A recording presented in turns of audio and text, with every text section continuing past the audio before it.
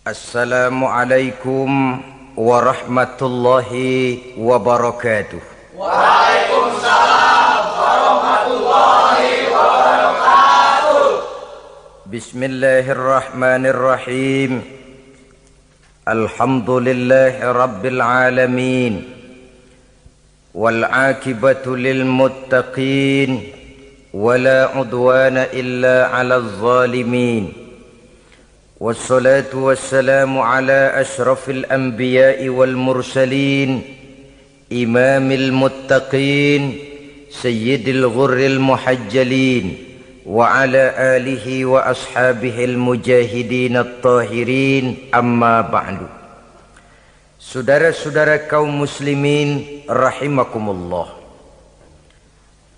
Nabi Musa alaihi salam adalah salah seorang nabi yang termasuk di dalam kelompok ulul azmi, 5 di antara yang terbesar. Beliau mendapat gelar kalimullah, artinya rasul yang pernah diajak dialog langsung oleh Allah subhanahu wa ta'ala. Seperti yang kita maklum bahwa di zaman Nabi Yusuf alaihi salam, beliau membawa serta seluruh keluarganya untuk tinggal di Mesir. Maka berkembang biaklah keturunan Bani Israel di tanah Mesir. Sampai di zaman pemerintahan Ramses II yang merasa khawatir dengan semakin banyaknya keturunan Bani Israel di Mesir akan menghancurkan kekuasaan daripada kerajaannya. Ramses II inilah yang kita kenal sebagai Fir'aun di zaman Nabi Musa alaihi salam. Maka terjadilah kemudian kebijaksanaan yang tidak bijaksana. Orang-orang tua dari Bani Israel dikerjakan secara paksa, membangun bangunan-bangunan mercusuar.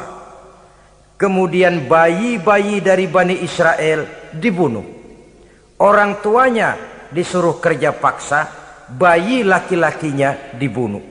Dengan target agar Bani Israel hapus dari permukaan bumi ini.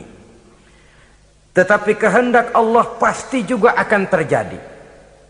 Maka lahirlah Nabi Musa alaihi salam, yang kelahirannya disembunyikan oleh orang tuanya dari pengetahuan umum. Namun bagaimanapun disembunyikan, kekhawatiran itu datang juga di hati ibu Nabi Musa alaihi salam. Allah kemudian memberikan ilham kepada ibu daripada Nabi Musa. Masukkan anakmu ke dalam satu peti, hanyutkan di sungai Nil. Itu dilakukan oleh ibu Nabi Musa alaihi salam. Dimasukkannya bayi Musa ini ke dalam peti, ditutup rapat, dihanyutkan di sungai Nil. Kemudian ibu tadi memerintahkan saudara perempuannya untuk mengikuti kemana peti ini hanyut di bawah arus sungai Nil. Adapun peti ini kemudian hanyut dibawa oleh arus sungai Nil memasuki istana Fir'aun. Maka permaisuri atau istri daripada Fir'aun melihat peti hanyut itu, diperintahkan tentaranya untuk mengambil peti tadi. Manakala peti terbuka, berisi seorang bayi laki-laki yang sangat mungil, sangat gembiralah istri daripada Fir'aun.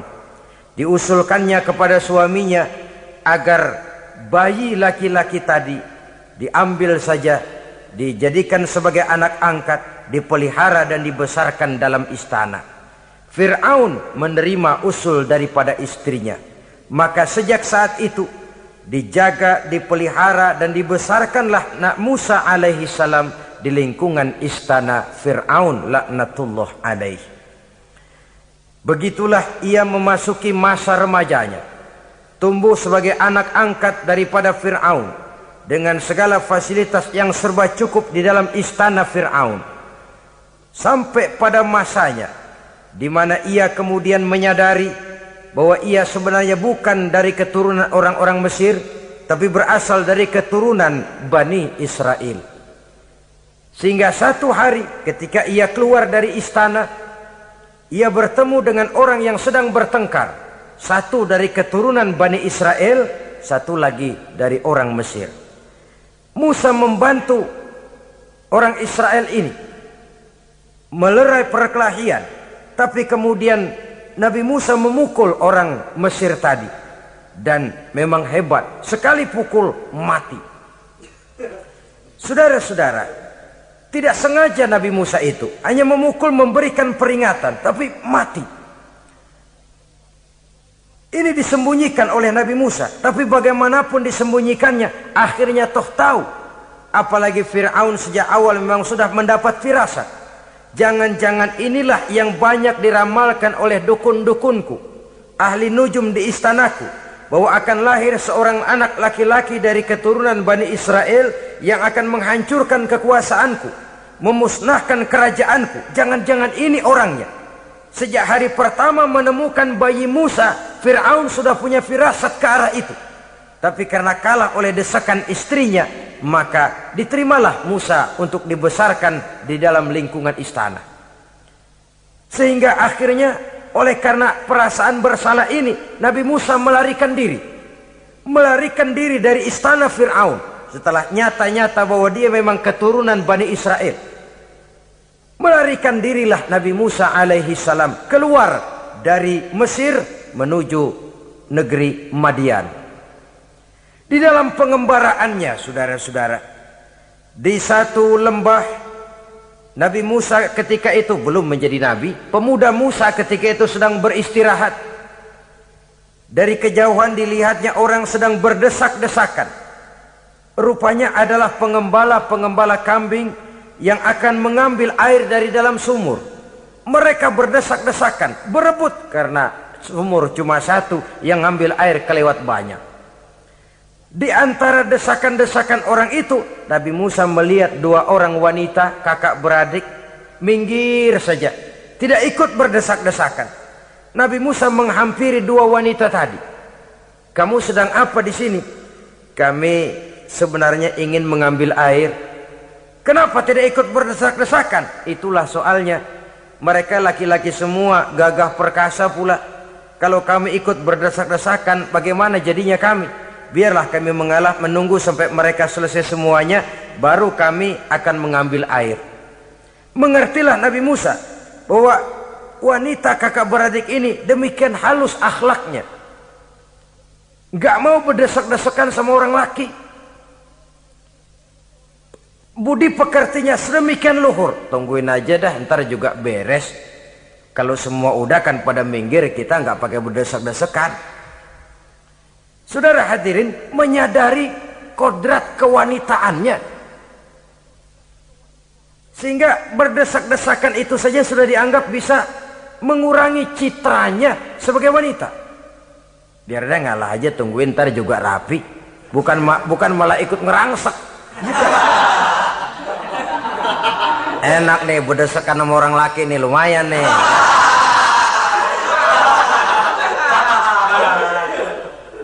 Sepintas itu saja sudah cukup bagi Nabi Musa, pemuda Musa, untuk menilai akhlak daripada wanita itu tadi.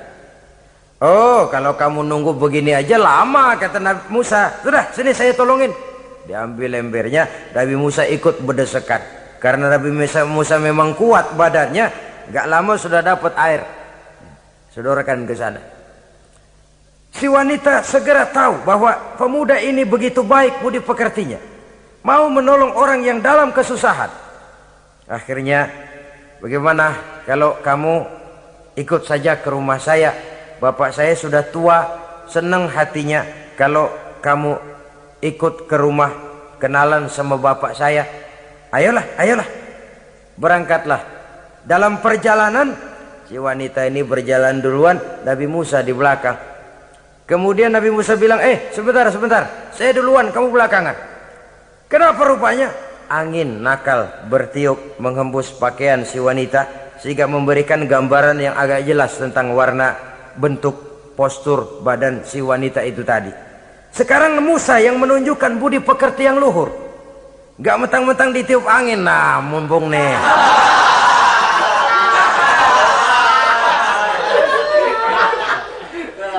Rezeki nih, kapan lagi nyari yang begini ya? Jadi dua-duanya sudah menunjukkan satu akhlak yang sangat luhur. Dan manakala sampai di rumah si wanita kakak beradik tadi, diceritakanlah halnya bahwa dia ditolong oleh seorang pemuda. Inilah orangnya. Sangat bersukacitalah hati orang tua kedua wanita itu tadi. Lalu usul si wanita tadi, Pak, kita kan di sini banyak punya kambing, nggak ada yang bantuin gembala. Bapak sudah tua. Kalau ini orang kita minta tinggal di sini saja, gimana Pak? Ya terserah kamulah. Akhirnya Nabi Musa tinggal di sana. Menurut satu riwayat 8 tahun ikut mengembalakan kambing. Dan orang tua tadi tidak lain adalah Nabi Syuaib alaihi salam, yang pada akhirnya kemudian Nabi Musa dikawinkan dengan wanita itu tadi. Setelah berumah tangga, Nabi Musa ingat kembali bahwa ia sesungguhnya keluar dari Mesir karena menghindarkan diri. Bahwa kaumnya Bani Israel hidup di Mesir itu tertindas di bawah rezim kekuasaan Fir'aun yang zalim. Dikerjakan secara paksa, wanita dipermalukan, bayi-bayi laki-laki dibunuh. Tergerak hatinya. Dia sudah enak, punya mertua bijaksana, punya istri cantik, hidup tenang sebagai pengembala kambing. Tapi nurani kebangsaannya berontak. Saya tidak boleh bersenang-senang sementara bangsa saya ditindas. Saya tidak boleh menari di atas bangkai saudara saya. Saya tidak boleh tersenyum di atas penderitaan saudara-saudara saya. Saudara-saudara saya Bani Israel merintih di bawah penindasan Fir'aun. Saya harus membebaskan mereka. Diceritakanlah hal ini kepada mertuanya. Wah, ya kalau pakai bahasa mertua, saya mau kembali ke Mesir. Untuk apa Musa? Untuk menyelamatkan saudara-saudara saya Bani Israel yang masih dalam cengkraman kezaliman rezim Fir'aun. Saya harus membebaskan mereka. Ya kalau memang itu tekadmu nak, berangkatlah. Bapak mengiringimu dengan doa. Berangkatlah Nabi Musa bersama istrinya. Sampai ketika beliau sedang istirahat di satu lembah, dari kejauhan beliau melihat ada api menyala. Beliau berkata kepada istrinya, kau tunggu di sini. Tidak lama saya akan kembali. Saya akan menghampiri api itu. Berangkat Nabi Musa ke arah api menyala tadi. Makin didekati makin terang sinarnya. Sampai kemudian terdengar suara, ya Musa, inni ana rabbuka fakhla' na'laik. Innaka bil wadil muqaddasi tuwa wa ana akhtartuka fastami' lima yuha. Wahai Musa, akulah Tuhanmu, bukalah terompahmu. Sesungguhnya engkau berada di satu lembah yang disucikan bernama lembah tua. Aku telah memilihmu Musa, dan sekarang dengarlah apa yang diwahyukan kepadamu. Pada saat itulah turun wahyu pertama, dan resmilah sudah Nabi Musa diangkat menjadi Rasul oleh Allah Subhanahu wa ta'ala di satu lembah di Bukit Tursina. Apa wahyu yang pertama turun? Bunyinya, innani anallah la ilaha illa ana fa'budni. Sesungguhnya aku inilah adalah benar-benar Tuhanmu, tidak ada Allah selain daripada aku, maka hendaklah engkau hanya beribadah menyembah kepada aku. Ini umum saudara. Semua Rasul yang diutus Allah, inilah ajaran prinsipnya. Anallah la ilaha illa ana. Akulah Allah Tuhanmu, tidak ada Tuhan lain selain Allah. Semua Rasul membawa ajaran ini. Oleh sebab itu, bukan hanya sekadar percaya kepada Tuhan saja yang penting. Sudahlah, pokoknya kan percaya kepada Tuhan. Iya, Tuhan yang mana?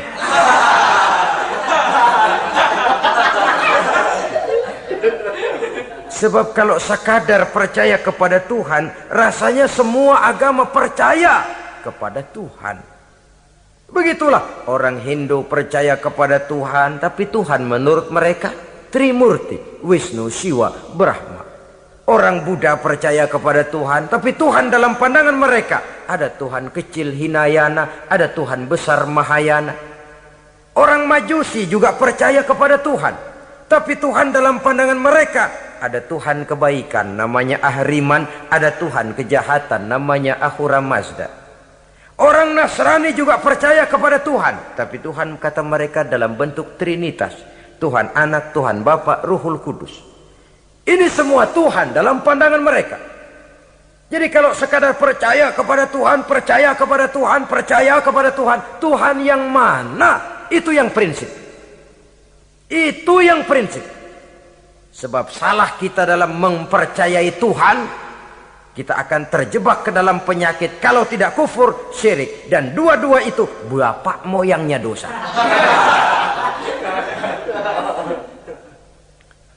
Sebab itu Islam menyelamatkan kita masyarakat manusia. Ya ayyuhan nasu ubudu rabbakumul ladzi khalaqakum. Hai manusia, Tuhanmu yang perlu kamu sembah itu hanyalah Tuhan yang telah menciptakan kamu. Dan itu tidak lain adalah Allah yang lam yalid wa lam yulad wa lam yakul lahu kufuwan ahad, yang laisa kamislihi syai'un. Ia tidak beranak, ia tidak diperanakkan, dan ia tidak bisa diserupakan dengan apapun. Dialah Allah itu. Begitu wahyu yang diberikan kepada Adam, kepada Nuh, kepada Ibrahim, kepada Yusuf, bahkan kepada Musa alaihi salam. Innani anallah la ilaha illa ana fa'budni. Akulah Allah Tuhanmu, tidak ada Tuhan lain selain daripada aku Allah, maka kepadakulah kamu hanya menyembah. Ini wahyu yang pertama turun, sudah berisi tauhid. Jadi hakikatnya agama Yahudi, saudara, adalah agama tauhid, agama monoteis, agama yang mengajarkan hanya ada satu Tuhan untuk seluruh alam, dan Tuhan itu adalah Allah subhanahu wa ta'ala. Sebab itu syahadat orang Yahudi bunyinya begini: Shema Yisrael Yahweh Elohenu Yahweh Echad. Ini syahadatnya orang Yahudi. Itu perbedaan bahasa Suryani Ibrani dengan bahasa Arab. Kita Isma itu bahasa Arab, dia Shema. Isma, Shema. Shema Yisrael Yahweh Elohenu Yahweh Echad. Ahad Echad.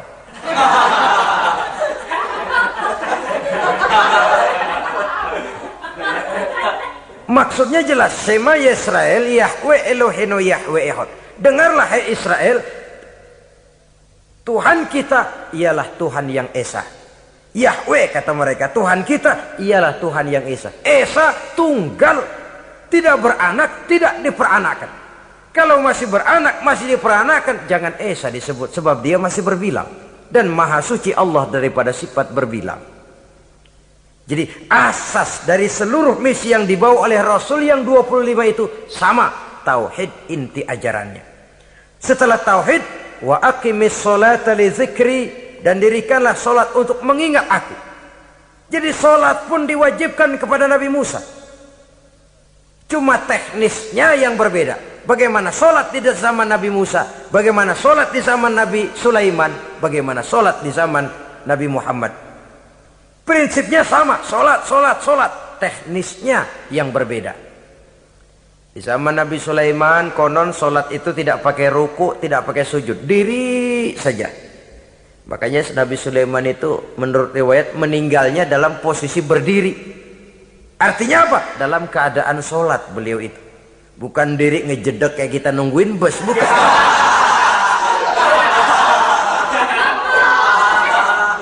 Berdiri dalam kondisi solat.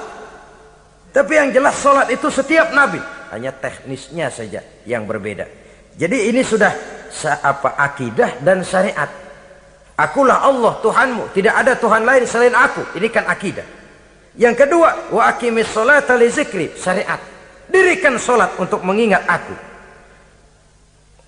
Inna sa'ata atiyatun, sesungguhnya kiamat itu pasti akan datang. Ini juga sudah urusan beriman, percaya kepada yang gaib. Saudara-saudara kaum muslimin rahimakumullah. Setelah mendapat wahyu ini, turunlah perintah Allah kepada Nabi Musa. Apa kata Allah? Izhab ila fir'auna innahu tagha. Sekarang Musa, berangkatlah kamu menuju Fir'aun.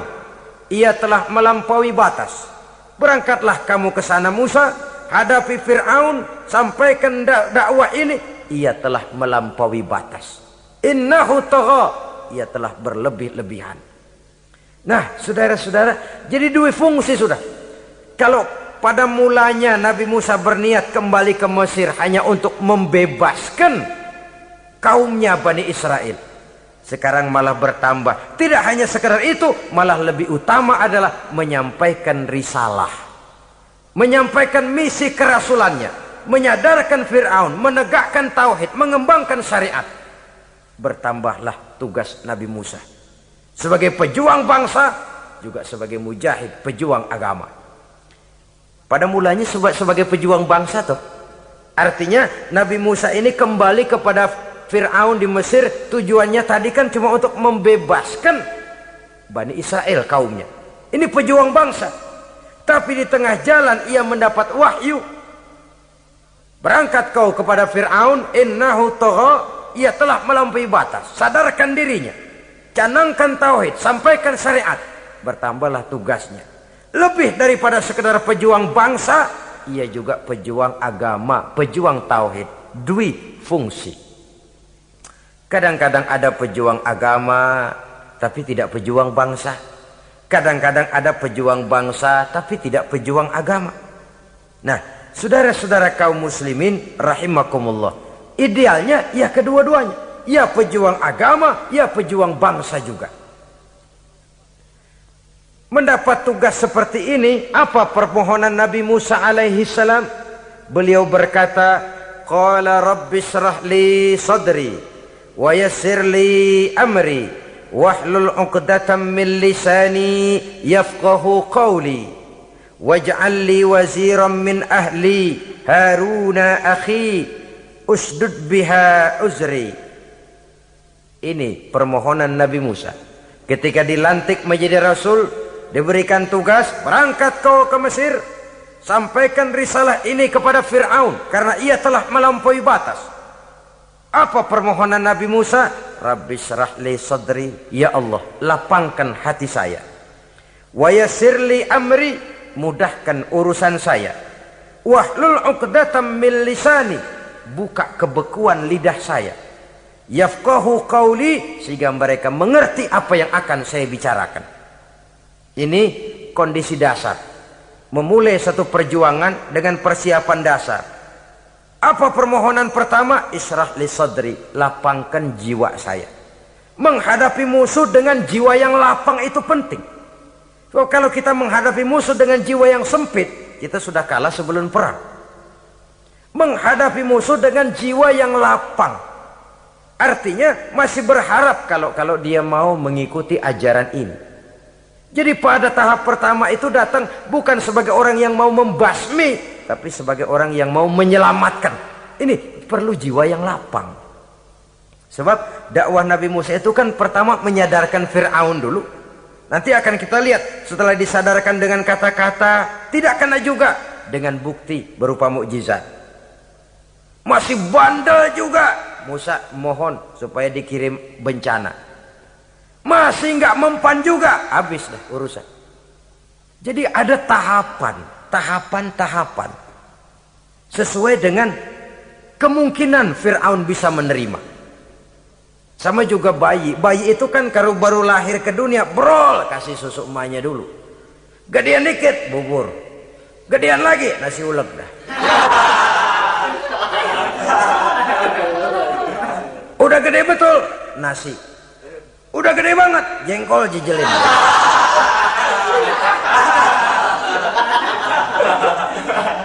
Jadi ada semacam tahapan. Kalau begitu lahir dikasih jengkol kan habis. Peringatan dulu. Setelah peringatan, bukti berupa mukjizat. Dihadapkan dengan sihir, menang mukjizat. Masih tidak mempan juga, teguran, dikirimkan azab, dikirimkan bencana. Masih tidak mempan juga, sudah ditenggelamkan oleh Allah di Lautan Merah. Itu akan kita ceritakan kemudian nanti. Jadi apa yang diminta oleh Nabi Musa, ya Allah, lapangkan hati saya menghadapi Fir'aun ini. Fir'aun CS, Fir'aun, Haman dan lain-lain. Dan jangan lupa Fir'aun itu cuma ya hakikat tapi juga simbol. Hakikatnya memang ada yang namanya Fir'aun itu. Simbol karena Fir'aun selalu berkembang. Di setiap zaman, di setiap tempat, Fir'aun selalu ada. Cuma liciknya Fir'aun ini kemana dia pindah, ke situ dia ganti nama. Orang sering lupa, padahal isinya Fir'aun. Namanya bisa Hitler, namanya bisa Mussolini, namanya bisa Stalin, tapi isinya Fir'aun.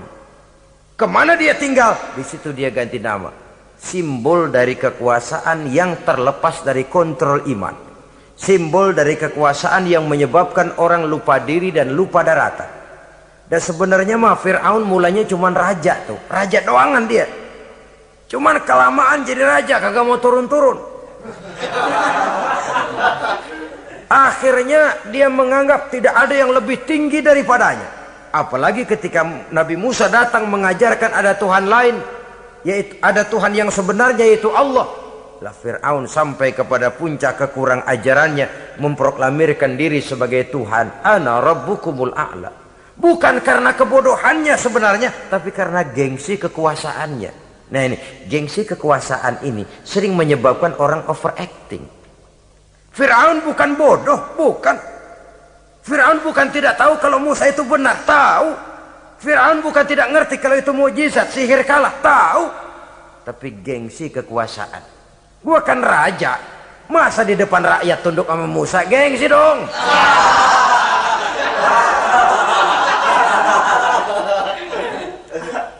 Cobalah lihat, gengsi kekuasaan sering membuat orang mau menginjak-injak kebenaran, mau membohongi hati nuraninya sendiri, mau membohongi kolbinya, hatinya. Padahal itu sudah, orang kalau sudah hatinya sendiri dibohongin, apalagi orang lain, sudah manusia paling kejam itu. Cuma karena gengsi kekuasaan saja. Gengsi kekuasaan kadang menganggap remeh kecil Nabi Musa, kadang merasa besar di depan rakyatnya, tiba-tiba harus tunduk kepada dakwah Musa. Ntar dulu, ada apa sama Musa? Dia kanyut, gue yang ngangkat. Iya toh, peristiwa di Sungai Nil itu. Karena aku yang nyelamatin, aku yang besarkan dia di istanaku. Gengsi kekuasaan sering menyebabkan orang overacting. Bukan karena kebodohannya, dia tahu itu benar, tapi dia berat untuk mengikutinya. Kenapa? Gengsi kekuasaan. Inilah watak Fir'aun. Oleh sebab itu Nabi Musa minta, ya Allah, lapangkan hati saya menghadapi orang kayak Fir'aun ini. Wa yassirli amri, dan mudahkan urusan saya. Ini orang berjuang itu, saudara, setelah segala taktik dan strategi dibicarakan, segala persiapan fisik disiapkan, jangan lupa wa yassirli amri, ya Allah, mudahkan urusan saya. Sebab sepanjang yang bisa kita lakukan hanyalah berusaha dan berusaha. Kepastian, ketentuan, hak prerogatif daripada Allah Azza wa Jalla. Kalau Allah memberikan kemudahan, satu dunia orang mau menghadang, no problem.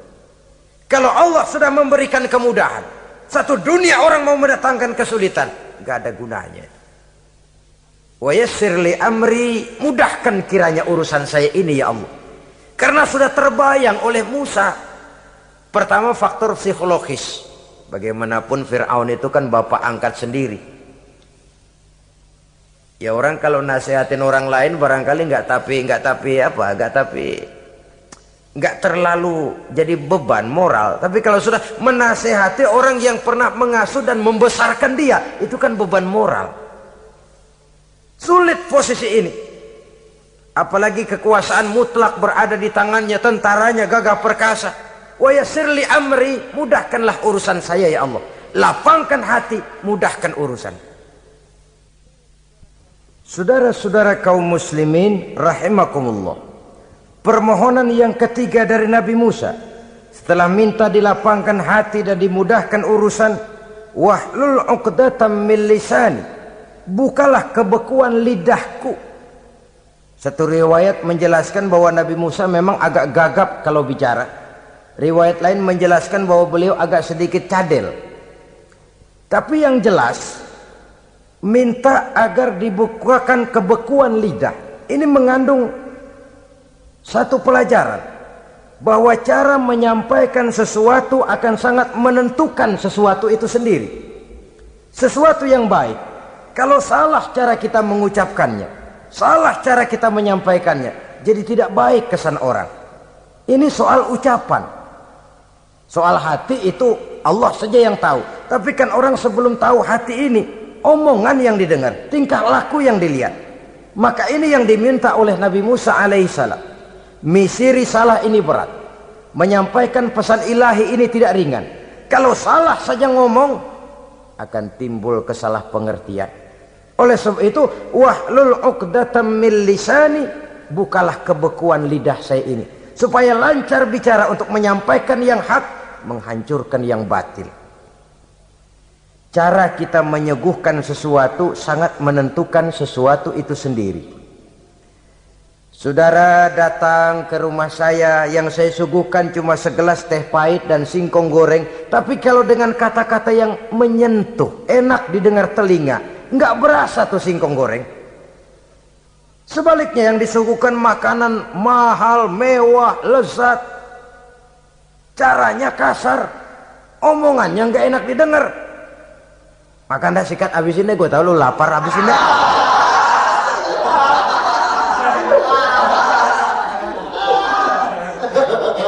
Rasanya biar lapar juga nahan juga gitu.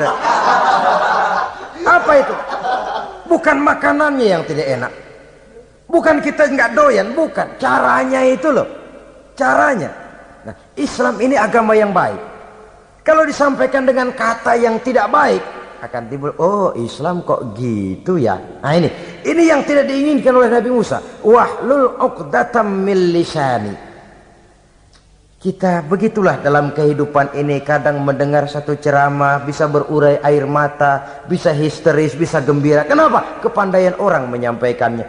Bicara dia 2-3 jam, rasanya baru 5 menit, baru sebentar kok, tahu-tahu sudah selesai. Ada yang udah setengah jam, baru seperempat jam ngomong, udah rasanya udah kayak 3 jam.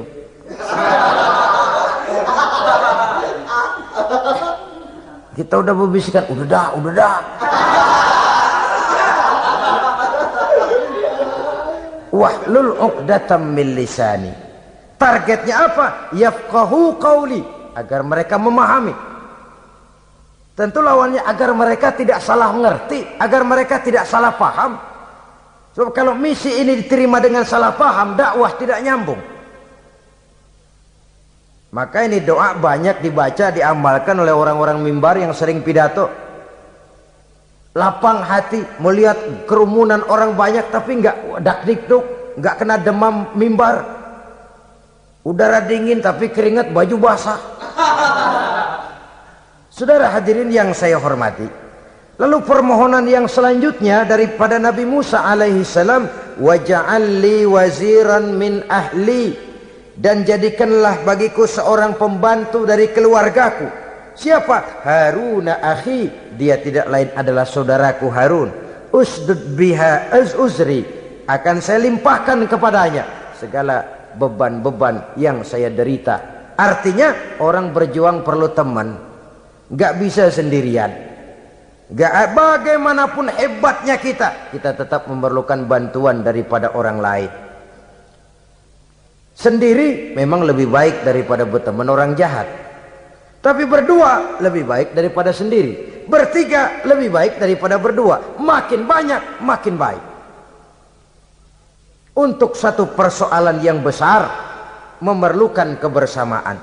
Begitulah Nabi Musa memberikan contoh. Saya tidak bisa berjuang sendiri. Saya minta dibantu oleh saudara saya Harun. Jadikan dia pembantu saya. Tempat saya membagi suka dan duka dalam perjuangan ini. Tempat saya bercerita, tempat saya mengeluh, tempat saya melarikan persoalan. Sebab beban hati itu akan berkurang kalau kita ada tempat kita bercerita. Nah, saudara-saudara, berangkatlah Nabi Musa ke Mesir. Kemudian mulai menyampaikan dakwahnya kepada Fir'aun, laknatullah alaih. Fir'aun mendengar Musa datang kembali. Kemudian terjadilah forum dakwah itu. Apa kata Fir'aun? Musa, kamu kemana saja? Saya pergi ke Madian. Apa yang kamu lakukan? Begini, begini, begitu. Kamu melarikan diri? Pada mulanya iya. Dan sekarang apa maksud kamu datang kembali ke Mesir? Semula saya ingin membebaskan kaum saya Bani Israel. Lalu saya kemudian menerima wahyu dari Allah. Ditugaskan, diperintahkan langsung oleh Allah Sang Maha Komandan untuk datang menemui Tuhan, menyadarkan Tuhan dari kesesatan selama ini. Siapa Allah itu Musa? Allah adalah Tuhan saya dan Tuhan juga dan Tuhan seluruh alam ini. Baru nih Musa, saya baru dengar nih ada yang begini nih. Tuhanlah pakai nggak kelihatan, Tuhanlah cuma satu, yang Tuhannya banyak aja masih kelaparan.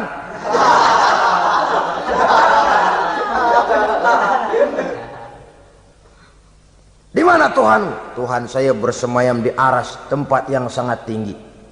Hei Haman, kata Fir'aun kepada Perdana Menterinya, bikin menara yang tinggi, bikin rakyat kerja paksa lagi, bikin menara tinggi, naik Fir'aun ke atasnya, ngelepas panah dari atasnya. Menurut satu riwayat, panah itu ditangkap oleh malaikat, ditublaskan ke ikan, lalu dikembalikan lagi kepada Fir'aun dalam kondisi di mana panah itu berdarah. Dia tangkap lagi oleh Fir'aun, turun ke bawah, pidato di depan rakyatnya. Nih liatin, Tuhan Musa udah saya panah nih. Mati. Saudara hadirin yang saya hormati, dengan segala macam dalih Fir'aun mencoba mengingkari dakwah Nabi Musa alaihi salam. Baiklah Musa, andai kata kamu benar, apa buktinya?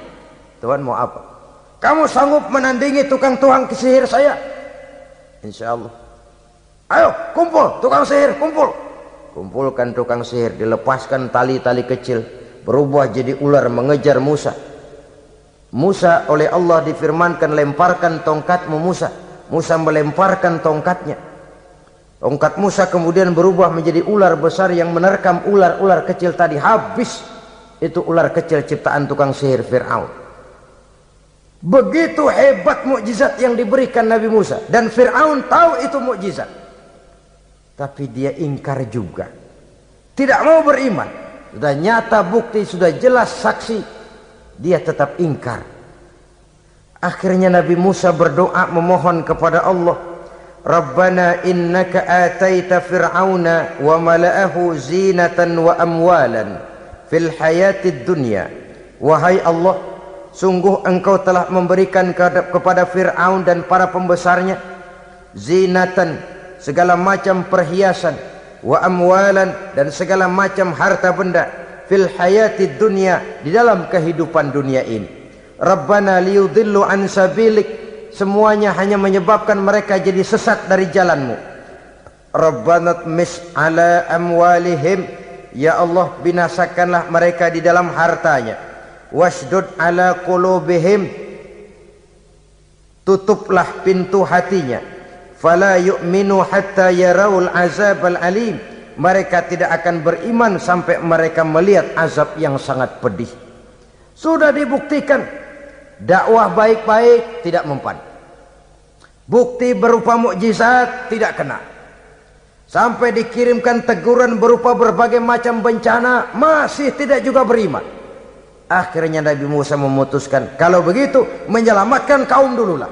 Kaumnya Bani Israel dibebaskan dari perbudakan, dibawa oleh Musa keluar dari Fir'aun, dari Mesir, dikejar oleh Fir'aun. Dalam pengejaran ini sampailah Nabi Musa di tepian Laut Merah. Buntu, depan laut, belakang tentara Fir'aun. Maju kecebur, mundur kepergok musuh, nggak ada pilihan lain.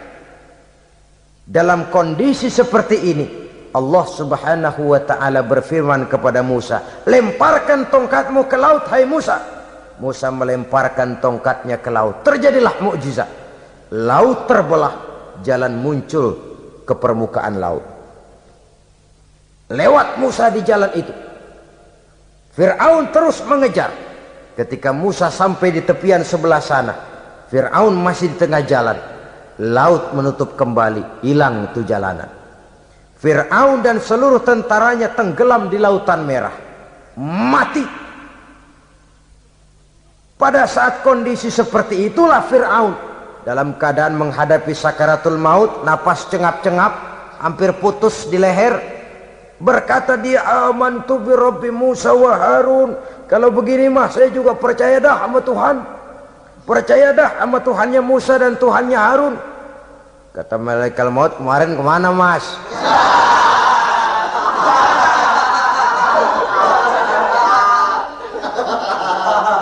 Sudah gini hari baru mau percaya, terlambat. Terlambat. Akhirnya Fir'aun mati. Mati, tapi badannya utuh. Allah berjanji, wa kadzalika nunajjika bi badanika litakuna liman khalfaka ayah. Kami selamatkan badanmu Fir'aun agar menjadi pelajaran bagi orang-orang sesudah kamu nanti. Fir'aun mati, tapi badannya selamat terdampar di tepi pantai oleh rakyat Mesir. Wah, ini raja kita nih, raja kita, ketemu, hidup, mati.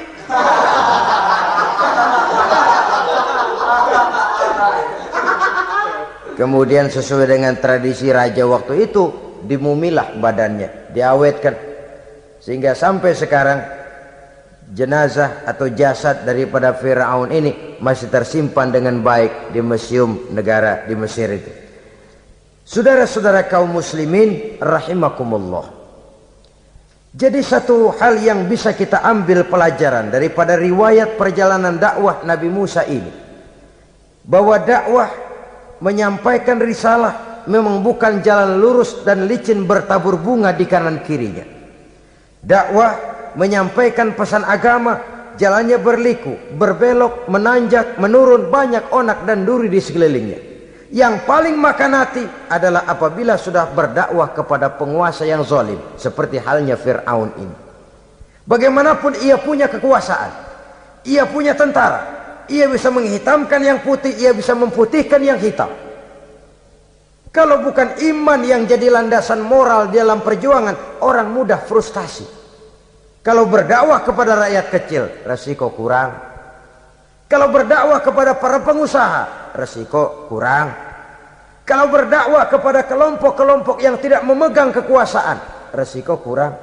Tapi kalau sudah kelompok memegang kekuasaan, yang tersinggung gengsi kekuasaannya, disitulah resikonya sedemikian besar. Ini yang dihadapi oleh Nabi Musa alaihi salam.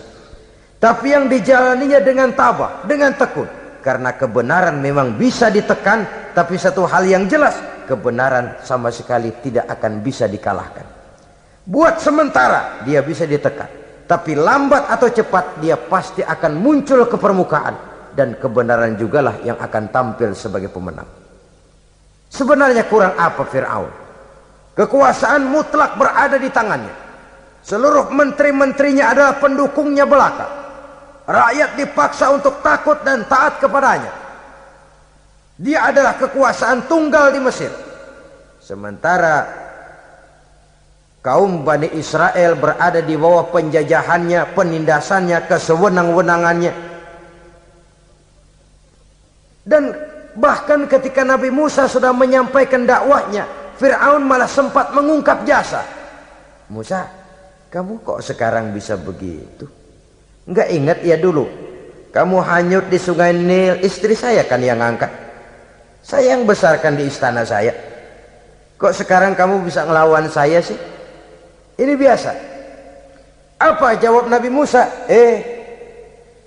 Kenikmatan yang kau berikan kepada saya belum seberapa ketimbang penghinaanmu kepada kaum saya Bani Israel. Jangan kau menyangka Fir'aun, kalau saya kau bikin senang, saya lalu akan mau mengkhianati bangsa saya sendiri. Tidak. Sama sekali kesenangan yang kau berikan kepada saya tidak akan menutup mata saya dari kondisi yang dihadapi oleh kaum saya, oleh umat saya. Mereka tersiksa, mereka menderita, mereka merana. Haruskah saya lupakan mereka cuma karena saya sudah tinggal di istanamu, engkau yang membesarkan? Padahal kau pun membesarkan saya bukan karena kemauanmu. Desakan daripada istrimu. Jangan ngitung-ngitung jasa Fir'aun. Andai katamu jasamu ada kepada saya, belum seberapa ketimbang penghinaanmu kepada bangsa saya Bani Israel. Di situ Nabi Musa menunjukkan sifat nasionalisme yang sangat tinggi, rasa nasionalisme yang sangat mendalam. Kadang-kadang kan orang ya seperti di zaman penjajahan Belanda, karena diangkat jadi tuan tanah, bangsanya sendiri diinjak-injak. Karena diangkat jadi centeng dikit dah, kumis mbaplang dah, bukan main dah. Bangsanya sendiri diinjak-injak. Fir'aun mengingatkan ini. Kalau cara kita, lo gede di sini, makan di sini, segala macam di sini dah. Masa lupa kacang sama kulitnya? Kasarnya mah lu bisa begini nih, Musa nih, gue yang ngerawatin lu. Saya yang menjagamu, mengangkatmu dari sungai Nil. Masa sekarang sudah gede begini kamu mau berhadapan dengan saya? Punya pikiran dong dikit kalau cara kita. Mikir dong, mikir. Dulu lagi kayu di Nil, siapa yang angkat? Musa tidak membantah. Betul itu Fir'aun, betul.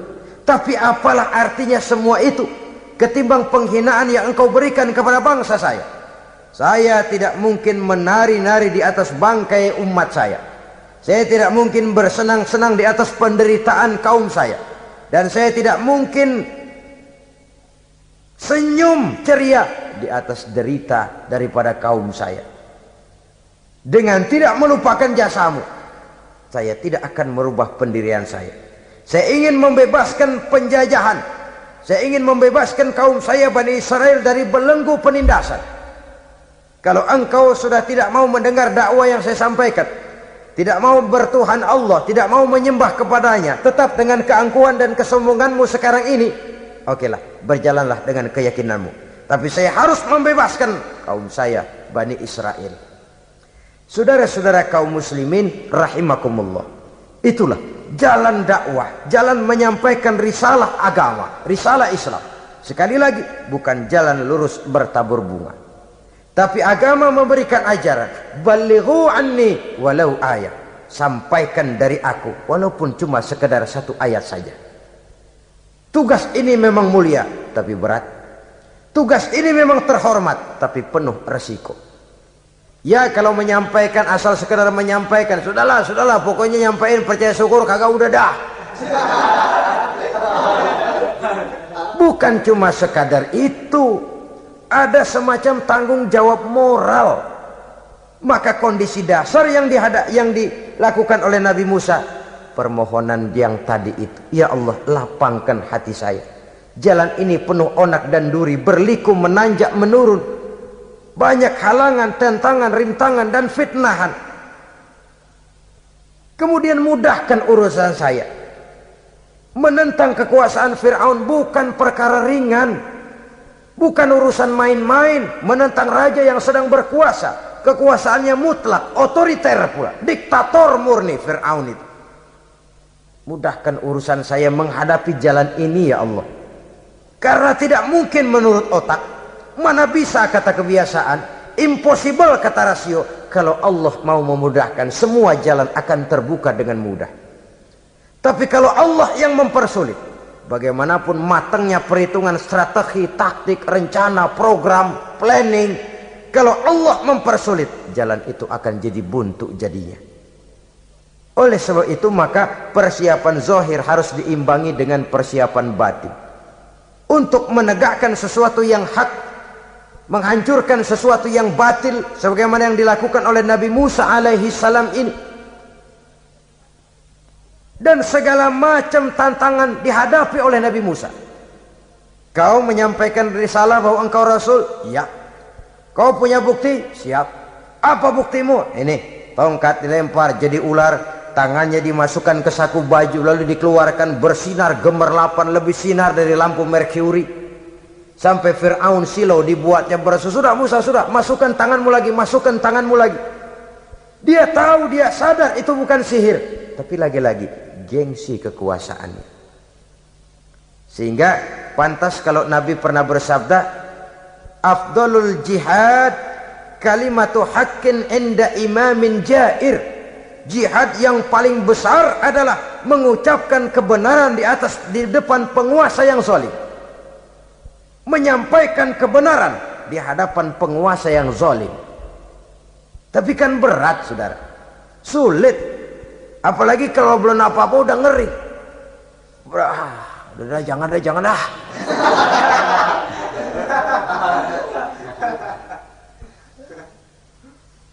Itu sebabnya Ishrah li sadri, lapangkan hati saya.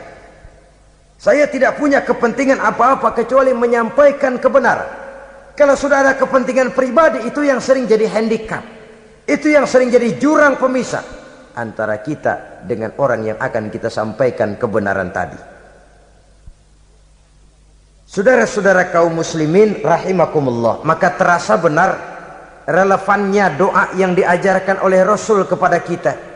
Allahumma arinal haqqa haqqa warzuqna ittiba'ah wa arinal batila batilan warzuqna ijtinabah. Ya Allah, tunjukkan kepada saya bahwa yang benar itu benar, berikan saya kekuatan untuk mengikutinya.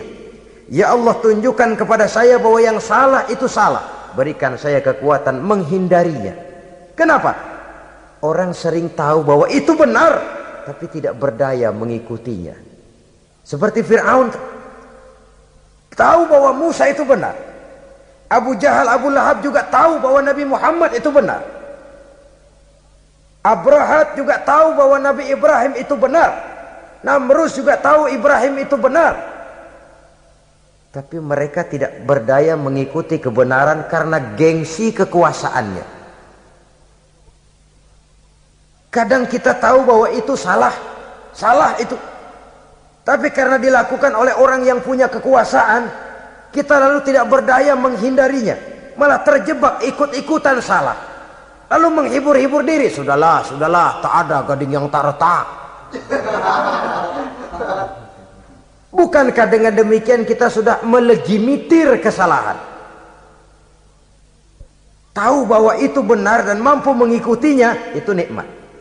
Tapi tahu itu benar namun tidak berdaya mengikutinya, itu mendatangkan siksaan batin. Tahu itu salah dan mampu menegur, itu nikmat. Tahu bahwa itu salah tapi larut ikut salah, nimbrung dalam kesalahan, itu mendatangkan tekanan batin. Jadi tahu kebenaran itu penting, tapi terketuk hati mengikuti kebenaran itu jauh lebih penting. Semua kita tahu Islam itu benar, tapi semua yang tahu Islam itu benar maukah mengikuti ajaran Islam? Tidak. Semua orang tahu kalau judi itu batil. Hatta penjudi yang paling kakap pun mesti tahu kalau itu batil, itu tidak baik. Tapi dia tidak berdaya untuk menghindarkannya, terjebak ke dalam penyakit itu tadi. Oleh sebab itu, saudara-saudara kaum muslimin yang saya cintai, tidak ada satu ucapan yang lebih baik. Dalam istilah Quran itu Allah menjelaskan, wa man ahsanu qawlan mimman da'a ila Allah wa amila salihan wa qala innani minal muslimin. Ucapan siapakah yang lebih baik dalam hidup ini selain daripada mimman da'a ila Allah, selain daripada ucapan orang-orang yang menyeru ke jalan Allah, orang-orang yang menyadarkan kepada agama, ini jalan Allah, mari ikuti, itu jalan setan, mari tinggalkan. Wa amila salihan, tidak cukup sekedar berdakwah mengajak orang ke jalan Allah, dia juga beramal soleh. Dia bangun rumah sakit, dia bangun madrasah, dia bangun masjid, dia makmurkan majelis taklim, dia santuni yatim piatu. Wa qala innani minal muslimin, seraya berkata, saya termasuk orang yang berserah diri kepada Allah. Da'a ila Allah wa amila salihan wa qala innani minal muslimin. Menyerukan manusia ke jalan Allah, beramal soleh, dakwah bil hal kata orang sekarang. Kemudian mereka pada akhirnya berkata, kami adalah sekelompok orang-orang yang sudah berserah diri kepada Allah. Segalanya diserahkan kepada Allah. Lahirlah kedamaian rohani, ketegaran pribadi, ketentraman batin di dalam dia melaksanakan tugasnya. Kalau tidak, maka nanti ya tuh orang kan gua ajak baik-baik nyuruh sembahyang, ngapa gua dimusuhin? Dipikirin, kurus dah. ampek gaya dah. Makan hati. Soal orang mau beriman atau tidak itu bukan urusan kita. Tugas kita hanya sekedar penyampai. Tugas Rasul hanya sekedar penyampai. Kalau dakwah sudah disampaikan, metode sudah disusun, pendekatan sudah baik, tapi orang tidak mau beriman, Allahumma inni qad ballaghtu, ya Allah sudah saya sampaikan, ya Allah sudah saya peringatkan, ya Allah sudah saya sampaikan, ya Allah sudah saya tegur. Kalau toh tetap begitu juga, sudah saya sampaikan ya Allah. Di sana kelapangan lalu tumbuh. Jadi dengan kata lain, kita hanya berusaha, hidayah adalah di tangan Allah. Oleh sebab itu, kita ini termasuk yang bersyukur telah mendapat limpahan hidayah ini. Kalau kita lihat Fir'aun CS termasuk Haman, Perdana Menterinya, dan seluruh bala tentaranya, kurang apa? Mereka lihat mukjizat. Mereka saksikan kebesaran Allah. Di dunia juga mereka sudah dikirim bencana, teguran kepada mereka, entah tidak juga beriman. Dan strategi Nabi Musa mula-mula dialog, diajak ngomong, diajak bicara, diajak mikir, tukar pikiran. Allah itu begini-begini, oh tidak bisa, iya begini begitu. Masih tidak percaya juga, dibuktikan mukjizat, tongkat jadi ular, tangan bisa mengeluarkan sinar. Masih ingkar juga, keluar doanya nih, doa yang ada dalam surah Yunus ayat 88-89. Rabbana tmis ala amwalihim, ya Allah cukup dah. Seruan sudah disampaikan, peringatan sudah diberikan, mukjizat sudah mereka lihat, tapi nggak juga mau beriman. Buresin aja harta bendanya dah. Habisin dah. Dikasih perhiasan kehidupan dunia. Innaka ataita fir'auna wa mala'ahu zinatan wa amwalan. Dikasih harta, kesenangan dunia, bikin sesat. Habisin aja dah. Wastud ala qulubihim, hatinya empat dah. Udah dipatri, udah nggak mempan apa-apa. Sudahlah ya Allah. Wala yu'minu hatta yaraul azabal alim. Rasanya mereka memang nggak bakalan mau beriman kalau belum melihat azab yang sangat pedih. Dan memang setelah timbul tenggelam, napas mau sekarat, baru beriman. Terlambatlah sudah. Nah, saudara-saudara kaum muslimin rahimakumullah, bagaimana akhir daripada perjalanan Nabi Musa ini, insya Allah akan kita bicarakan pada pertemuan berikutnya. Terima kasih atas perhatian saudara. Mohon maaf atas segala kekurangan. Wassalamualaikum warahmatullahi wabarakatuh. Waalaikumsalam.